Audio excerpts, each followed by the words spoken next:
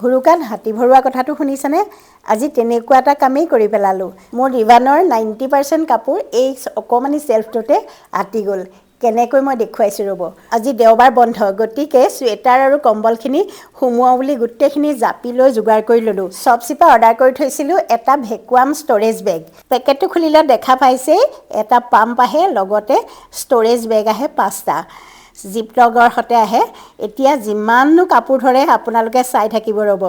মই গোটেই চুৱেটাৰখিনি যে ভৰাইছিলোঁ সেইখিনি এয়া এটা এটাকৈ ভৰাই আছোঁ। বেগটো চাই ইমান কাপোৰ নধৰিব বুলি ভাবিছিলোঁ, ভৰাই আছোঁ, শেষেই হোৱা নাই। আটলাণ্টাক ক'লোঁ আৰু আছে যদি দে। ইয়াত অহা এটা ক্লিপৰ সহায়ত মই এয়া জিপলক কৰি দিলোঁ।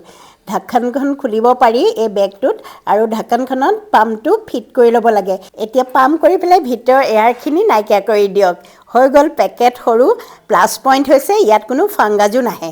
এতিয়া মই এখন ডাবল চাইজৰ ব্লেংকেট সুমুৱাইছোঁ এটা পেকেটত আৰু চাওক ডাবল চাইজৰ ব্লেংকেটখন ইমান সৰু হৈ গ'ল। বহুত ইণ্টাৰেষ্টিং মই অকলেই গোটেইখিনি কৰিলোঁ। মানে এখন ডিভানৰ কাপোৰ এই পেকেটকেইটাতে সোমাই যাব আৰু আধাখিনি হ'লেই আৰু অলপমান আছে, সেয়া কৰি লওঁ। কিনো বুলি ভাবিলে প্ৰডাক্ট টেগ কৰি থোৱা আছে, স্ক্ৰীণতে পাই যাব।